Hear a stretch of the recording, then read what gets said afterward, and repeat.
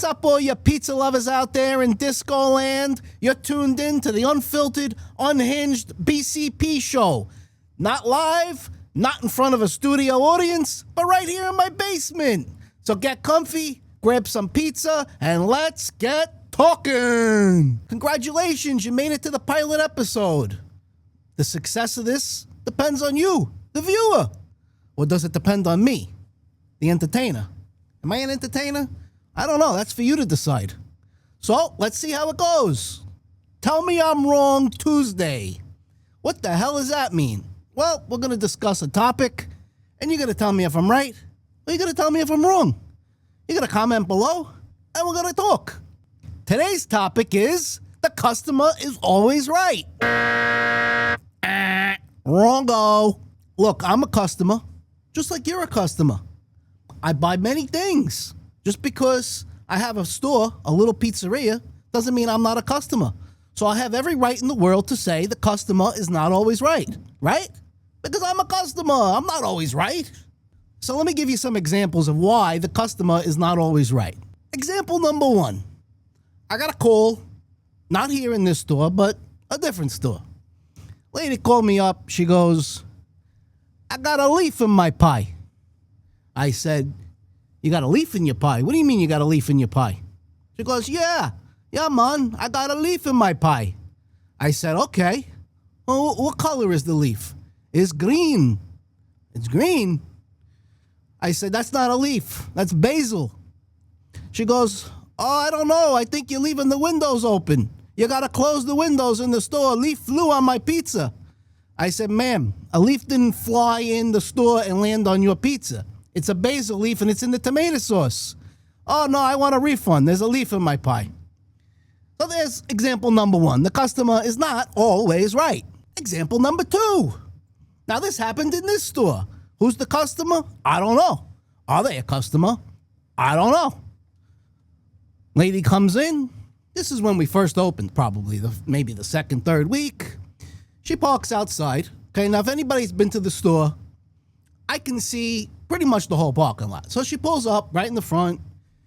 She gets out of the car. She goes to the back of her car. She opens up the trunk, and she pulls out a pizza box, a 16-inch pizza box. She takes it. She brings it in the store. She places it on the counter. And this is in the morning, okay? This is like, I don't even know. I opened up at 11. It's probably around 11:15 in the morning. First thing. Brings the pizza box in.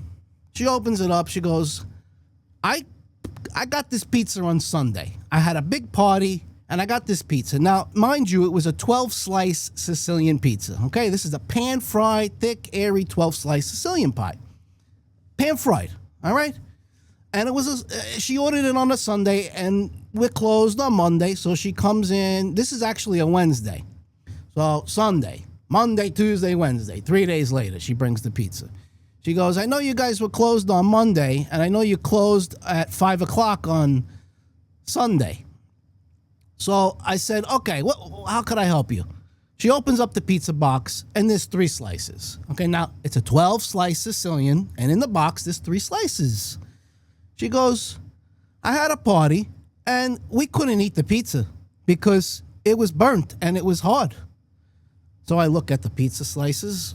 I said, ma'am, I understand you think they may be burnt, but this is how we cook them. So if you ever order this pizza again, this is exactly how it's going to come, unless you tell us to cook it light. Because we got to cook the Sicilians a little bit longer because they're thick, and we got to make sure that they're cooked inside. And not only that, but we pan fry them, so they're very crispy on the bottom. Are they burnt? No, and if you ever get a burnt one, let me know. In this case, this pizza wasn't burnt. Was it hard? Yeah, it was hard. Was it hard when she got it? I don't think so, but it was 3 days old. So, yeah, it was hard like a rock. So, I say, ma'am, it was a 12-slice Sicilian. There's 3 slices left. Where's the rest? Oh, we ate it. I said, okay, so what could I do for you? I want a refund. You want a refund? For what? 3 slices? All right, so example number 2. Customer's not always right. You know what? Forget about example number 3. I don't think we need another example. I think with those 2 examples in a court of law, that the jury would find that the customer is not always right is correct. The customer is not always right. Now, don't get me wrong. Don't crucify me here.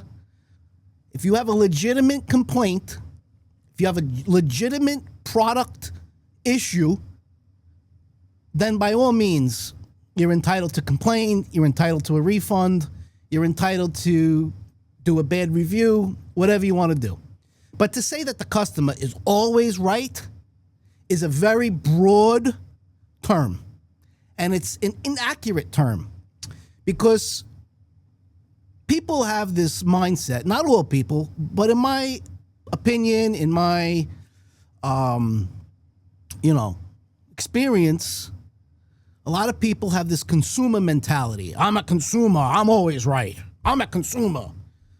It's a bad mentality. My opinion. Like it, love it, hate it? Comment below. Let me know. Let's get talking. And this is the first episode. So, stay tuned. We'll be back tomorrow.